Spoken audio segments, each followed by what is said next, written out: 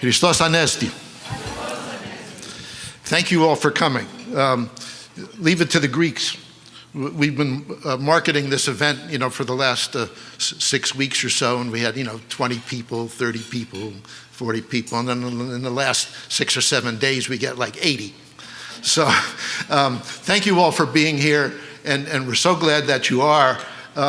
We are the Hellenic Preservation Society. This year we're using the Greek tagline, which reads actually backwards, but Syllogos Diatirisis Ellinismou, which means Society Preservation Greek or Hellenic.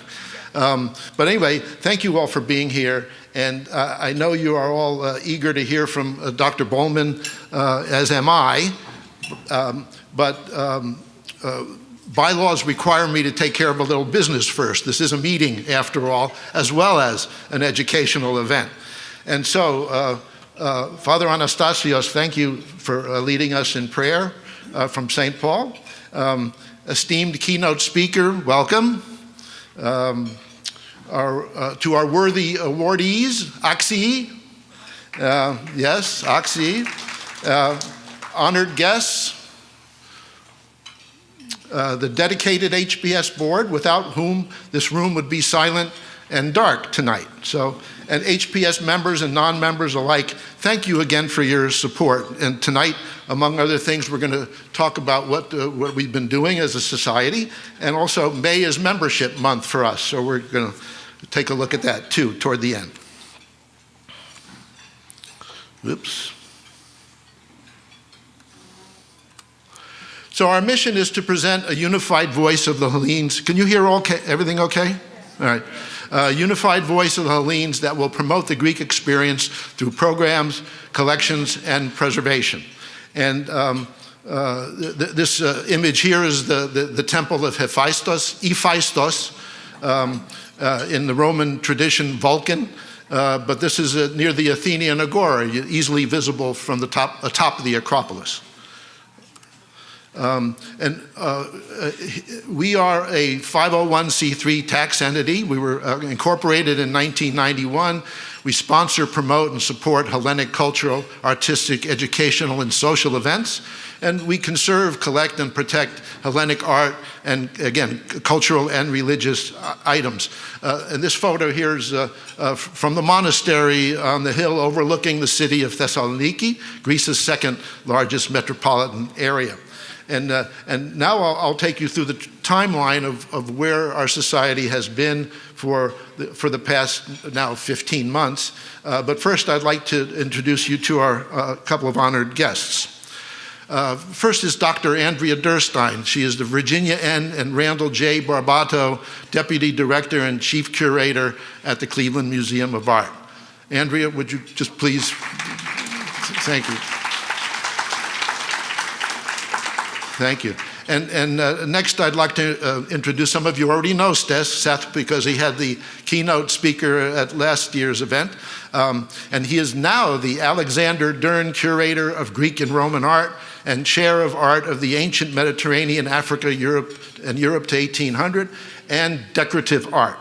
And Seth's curatorship has recently, or last fall or so, been endowed, so he's now the Alexander Dern Curator of Greek and Roman Art. And congratulations to the museum and to you, Seth. And the Greek word is axios, means worthy. And you'll hear that a little more tonight, so thank you, congratulations. And so a year ago, guess who? It was a cold and single-digit temperature night, a snowy, blowy day, and Dr. Seth Pevnik braved all the elements and became our keynote speaker, and his talk was entitled From Ancient Greece to CMA. You can see there the ancient Greek helmet recently added to the permanent collection. It's prominently on display, at least it was the last time I was there. Still there? Okay, it's worth seeing, so everybody go and have a look. This meeting, again, it was a cold and snowy day. That's why we moved it to May, to see if we can overcome the weather and all that. So now we have to interfere with graduations and people not able to come because of that. Anyway, also at that meeting, we gave out the inaugural Iliad Award. Maria Cashy got it. And Odyssey Award, where Emmanuel Hermidis got it. He's right there. And congratulations to them. And so we move on. Since our last general meeting, there have been 2 Greek Independence Days, where the Hellenes invade Tremont. And Thanasi, he and I are carrying the colors here on both days. It was cold enough to wear a jacket and maybe even gloves, but we didn't get rained on either of the last 2 years, so thank you for that. But, well, keto chrono. We'll see what happens next year. On April 12th, 2025, at Willowick Public Library, they had an Around the World event, and Vice President Paula Calamaris delivered a great slideshow entitled and talked Greek myths and heroes, and she traced the origin of the mythological gods of ancient Greece. And 1 year ago tonight, Heidi's going to be mad at me because she has her picture up there, but 1 year ago, we had a very nice legacy donation. We were hosted by Seth, who took us through the galleries, his galleries at the museum, and then we were actually allowed to use one of the classrooms for our board meeting following that. And it turned out to be a very good thing for us because the Pan-Epirotic Federation, the Dona chapter, of that federation were dissolving, and the remaining treasury was given to us. It came to $9,800, and it was rounded to $10K by a generous board member, and thank you for that. Here we have Heidi presenting a check to Paula Calamaris and her god sister and fellow Epirotisa, Anne Frangos, were on hand to see that.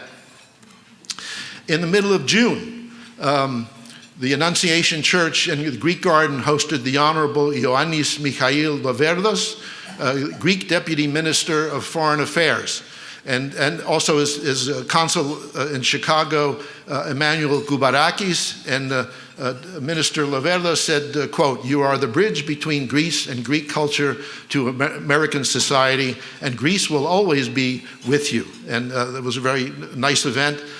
It had rained a good part of that day, but it cleared up and it stayed dry during the evening. And you see the Director Lou Frangos sitting there, and also I see Metropolitan Savas came in for that as well. In early August, we were invited to participate in an event hosted by the Tremont West Development Corporation. It was Folk and Fashion Night. And basically this was a walkabout. And the idea was to have pop-up museums. One was from the Museum of Art, and they came in with a batik exhibit. And HPS was asked to bring some stuff from our textiles collection. And the fellow playing the pipe is very loosely woven, some sort of an embroidery, and we had 220 people come by. He got more attention than anybody. And we have 2 of those. In August, the Metropolis of Pittsburgh hosted its 2nd annual, we called it Gomo Palooza, but it's a music and arts festival that took place at the St. Demetrius Church in Warren, Ohio. And on the left, the photo on the left is our Metropolitan Savas, who is dressed a little more casually than we're used to seeing him. But he's backed by a backup group made of his clergymen, and they call themselves the Band of Fathers. And we had a table there with some exhibit and in the exhibition area, and then a fellow parishioner from St. Constantine and I did John Denver's song "Take Me Home, Country Roads," and that's us on the right there playing a little music. And the very next day, the Cleveland Cultural Gardens Federation hosted One World Day.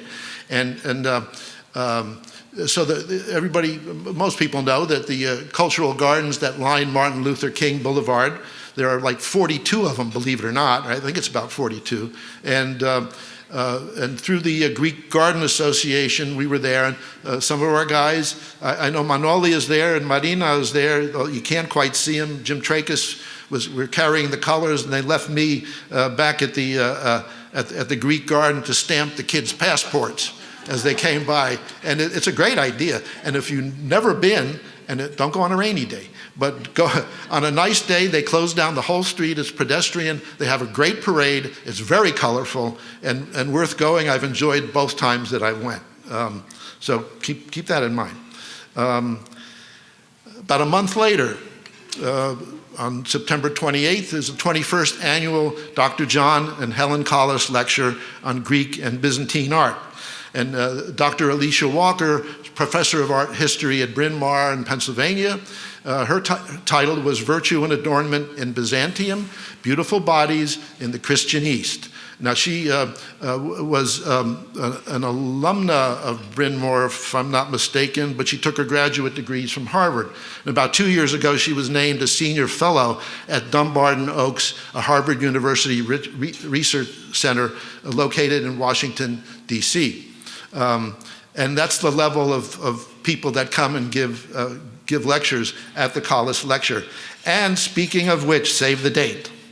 The 22nd Dr. John and Helen Collis Lecture will be on Sunday, September 27th, and the title of it will be The Acropolis Museum and the Parthenon Marbles, and Professor Nikolaos Stamboulidis, the General Director of the Acropolis Museum in Athens, will be the speaker for that event, and we're looking forward to that. And HPS will help host the after lecture reception.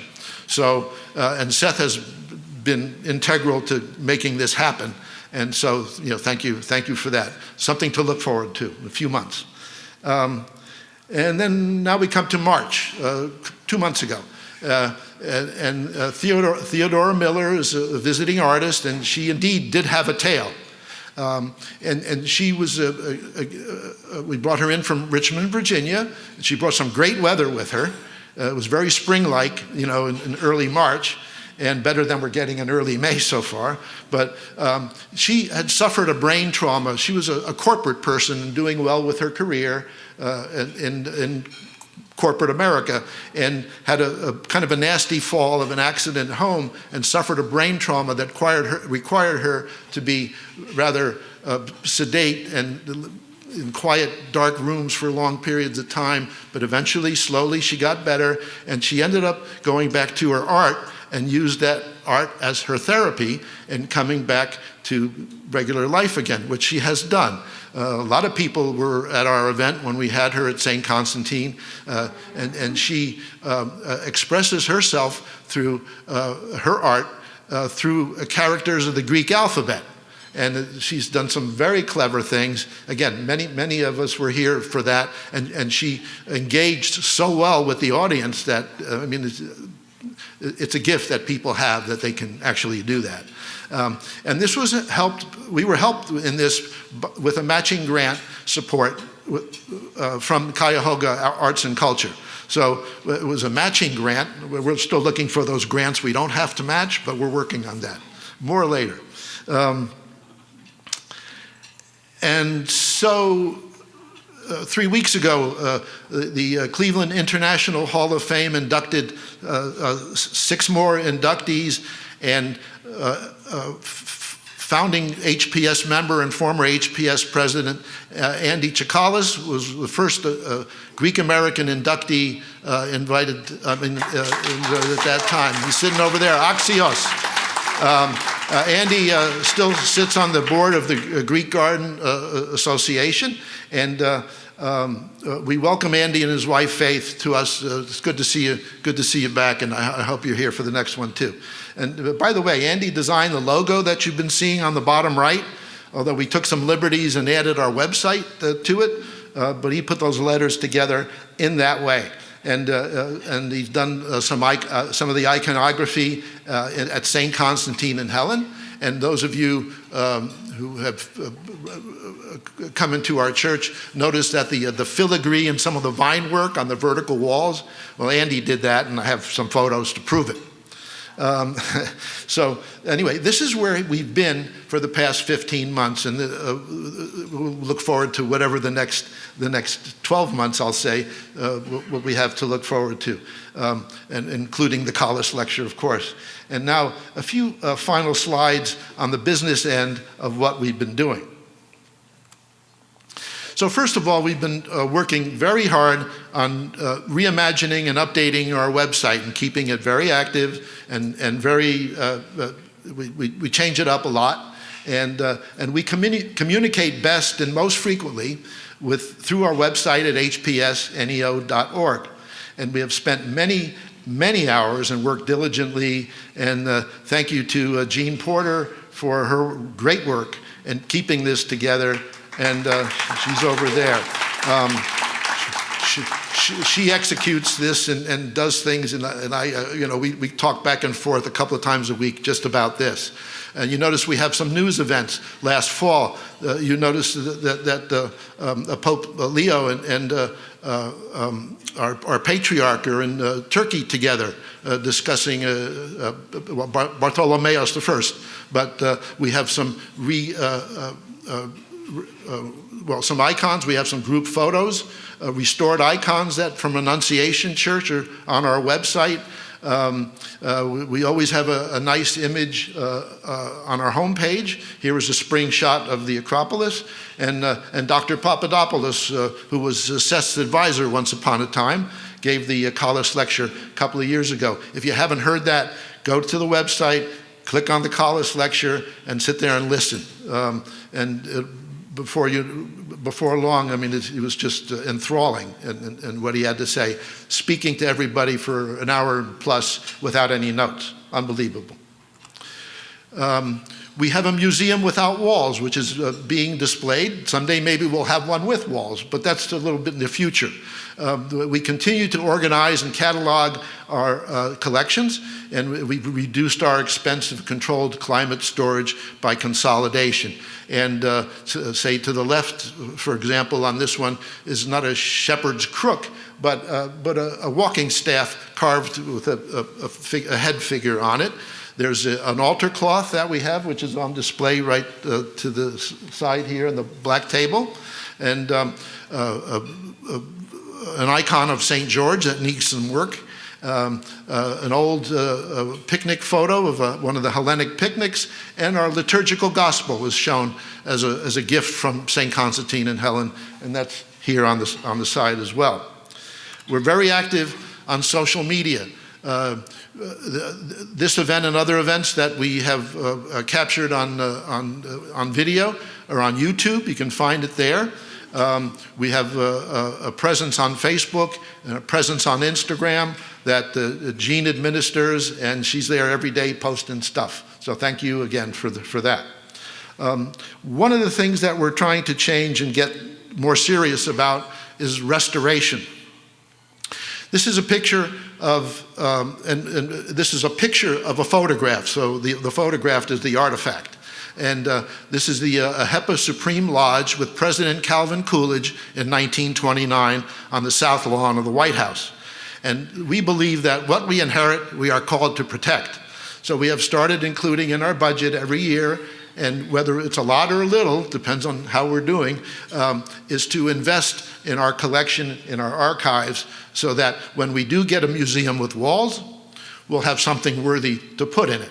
So we have contracted with the ICA Art Conservation, who's in Cleveland.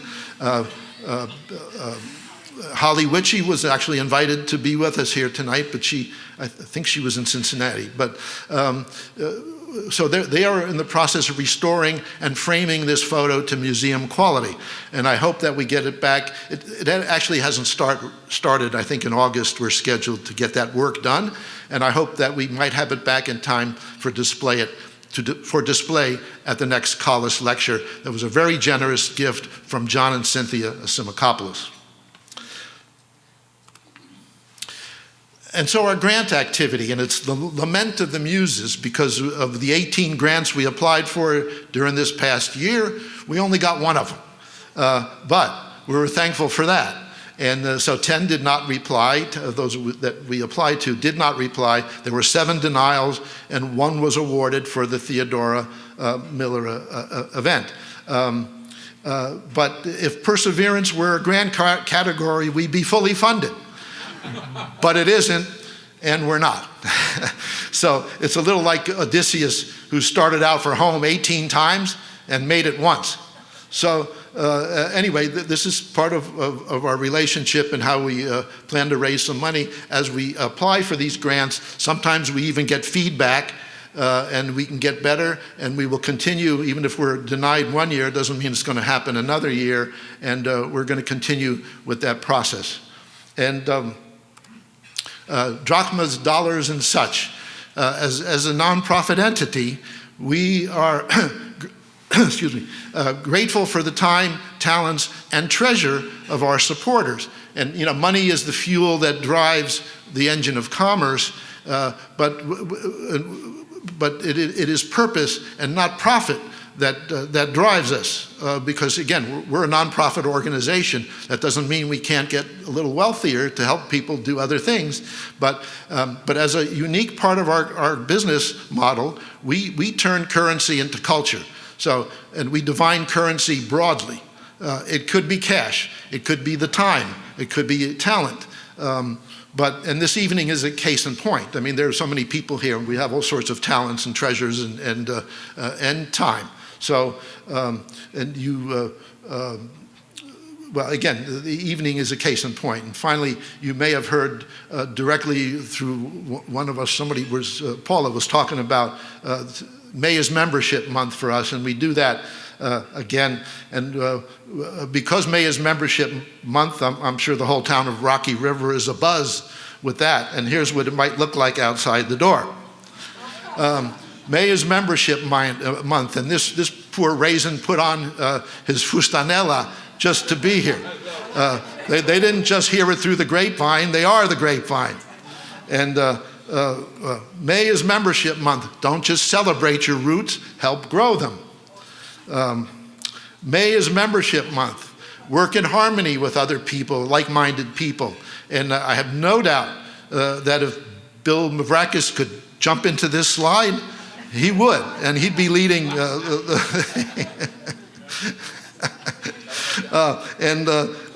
And so May is membership month, and always what we do together, we try to have some fun along the way, and we usually do. And tonight is again a case in point. And so we come to the part of our program. That's the end of my part of it. Thank you very much, and thank you. And now we come to the service awards, and for that I need my glasses.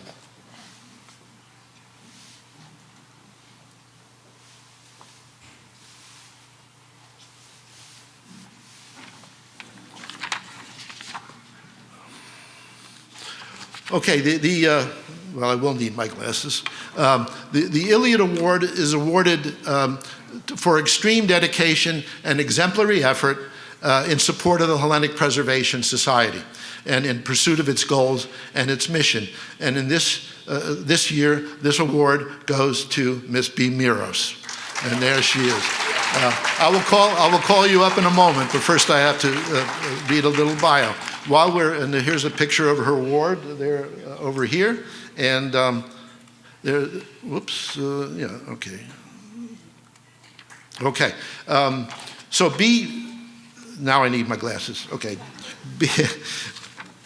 B was born in Cleveland, Ohio, and baptized at the Annunciation Church in Tremont. And eventually becoming a charter member of St. Constantine and Helen in Cleveland Heights. As a young woman, B attended Greek events and dances and social events in the Cleveland community. And at one such event, she spotted a handsome young man from across the room. No, this is not West Side Story. But, and B says that in case you don't believe in love at first sight, that she told her friends that very evening that she would be marrying that man. And good to her word, she and Chris Miros did get married, and Bee became part of the Miros family. And they bought their home in Mayfield Heights, raised their son Paul there, and in addition to being a stay-at-home mom, when Paul was young, she took classes at Tri-C and John Carroll. But Bee found her perfect niche in church, in St. Constantine and Helen, when in 1972, Margie Moyer founded the church's library committee with a $500 endowment from the parish council. Margie, thank you for that. And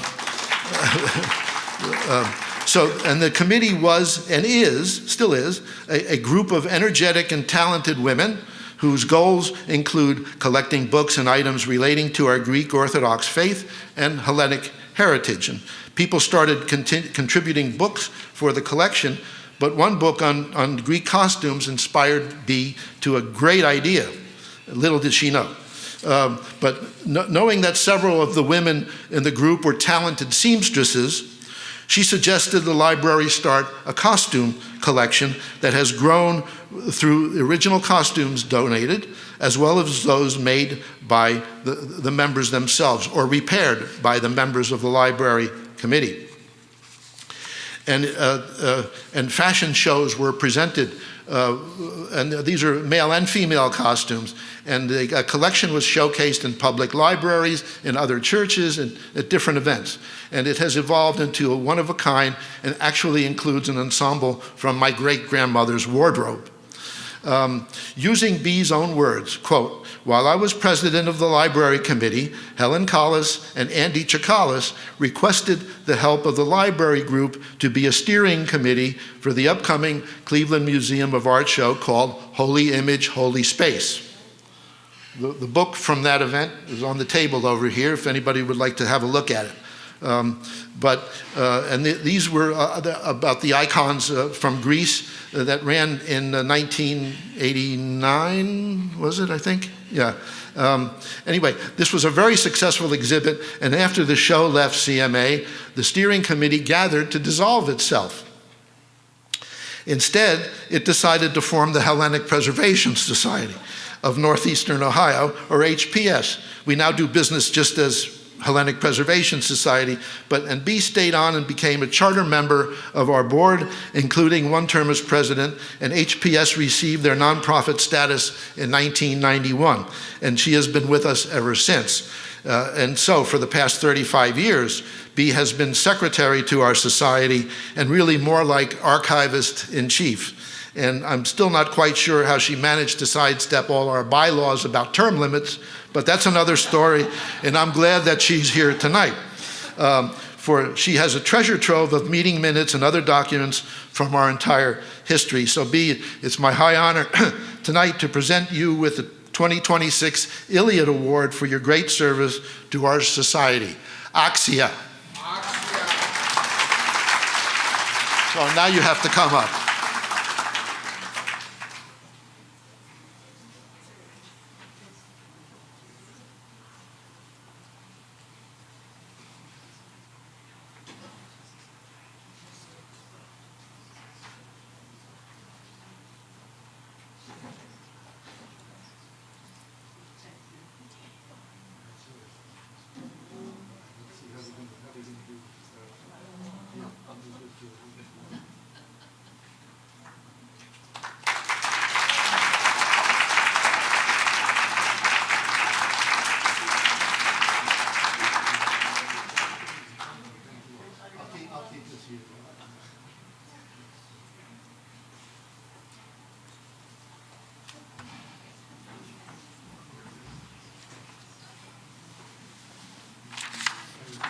Next.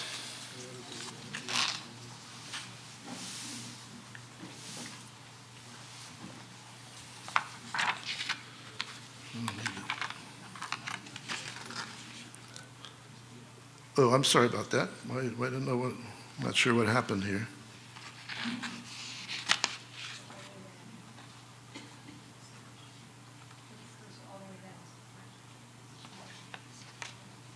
No, anyway.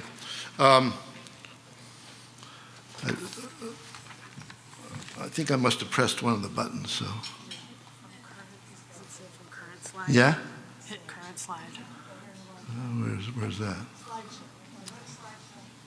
Yeah, okay, got it. Yep, and then from current slide. From current slide, that's it. All right, we're getting there.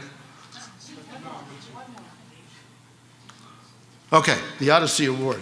Sorry about that. All right, so on January 1st, 1932, guess what happened?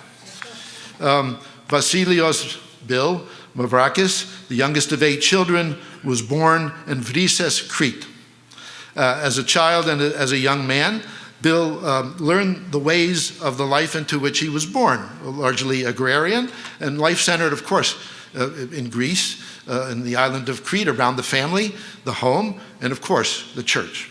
And one day, in his 16th year, young Bill was charged with taking an injured British officer via donkey, the best means of transport along rocky rural roads. That's kind of hard to say. But as God would have it, this officer was also a gentleman. And he gave young Vasilios a letter of passage out of Greece and to a British protectorate. So Bill could have ended up in Canada. He could have ended up in Australia. He could have ended up in India. But Bill had an Uncle Nick in Coshocton, Ohio, south of here, and who instead he came to Coshocton, who offered to sponsor his nephew to come to America. And so at the ripe old age of 20, young Bill was learning the shoe repair trade in Ohio from his Uncle Nick, right? And when Bill visited Cleveland and first saw Lake Erie, he decided maybe he'd like to stay here. It reminded him of being near the water and being in Crete. And so here he stayed in Cleveland, and here he is in Cleveland. And after a few years at the various jobs, he decided to return to Crete to find a wife. And again, good fortune smiled on Bill as he found Stella Paletsakis in the Cretan city of Chania. And they married in 1958, and the newlyweds were back in Cleveland by 1959. In the 1960s, Bill joined the Cretan Club of Cleveland, which he served as president for 6 or 7 years. I suppose you're still an active member, yes? You paying your dues? Okay.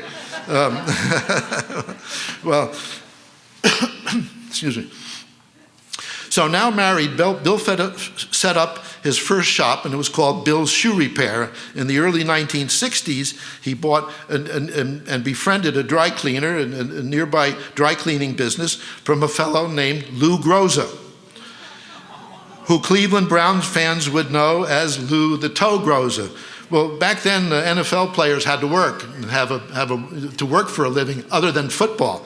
But so Bill the Shoe and Lou the Toe merged businesses, and this was now called Bill's Dry Cleaning and Shoe Repair, and it was located in a building on Lee Road in Cleveland Heights. And Bill the Shoe, with his outgoing personality, also became known as the mayor of Lee Road. And that's just who he is. Wait a minute, let me show you this. A little premature, but wait a minute, another. All right, look at Bill in that picture. That's who Bill is. So now we come to a separate but important aspect of Bill's life: Greek dancing. Bill has joyfully danced his way through life.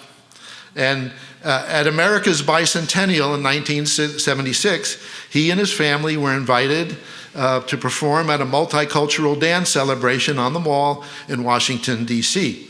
And Bill is, very proud of this. I mean, the whole family went. And Bill is proud that as a result of this event, his name is engraved somewhere in the Kennedy Center for the Performing Arts. I hope it'll still be there in 2 years, Bill, but I suspect it will. So that was excellent. But Bill is the very personification of Greek dance. In my own mind, I can't think of Greek dancing without Bill coming to mind. And it's true. It's who he is. And it's one of his gifts in preserving Hellenic culture to our society at large, and one of the reasons he's being honored tonight, but only one of them. So when he retired from business in 2001, Bill became more involved with his church, Saints Constantine and Helen, Cleveland Heights. And there, he was a volunteer and a greeter extraordinaire. And I've been a member of that parish for 52 years, and last Sunday, Bill was the greeter when I walked into the narthex. Anyway, and he can be found on most Tuesday nights at our Oppa dance group every Tuesday at church, and that includes 2 nights ago when I saw him there as well. But during our Greek festival in the summer, beside his legacy of our elite senior dancing group, and Bill can be found making the uniquely Greek cold coffee frappe in the outside tent. Axios. and he can be, well, yeah. And so, about 10 years ago, when His Eminence Metropolitan Savas inaugurated what he called the St. Photios Award, which honored exceptional volunteerism, Bill was one of 2 people to receive the award from our parish. Again, Axios. Finally, Bill has the God-given gift of philoxenia, means the lover of a stranger or a newcomer, and that's who he is too, and that's what's showing up there.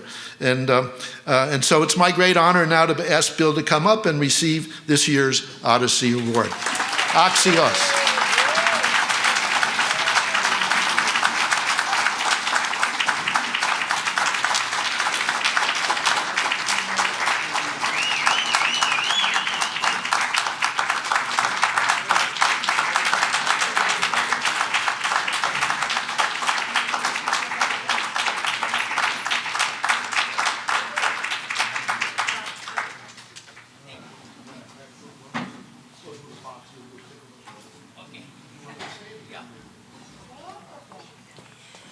Thank everybody.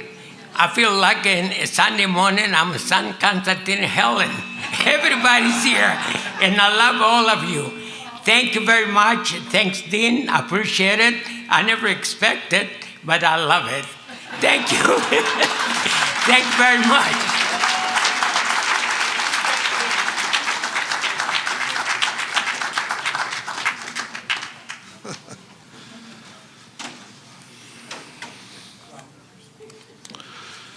So one final thought, and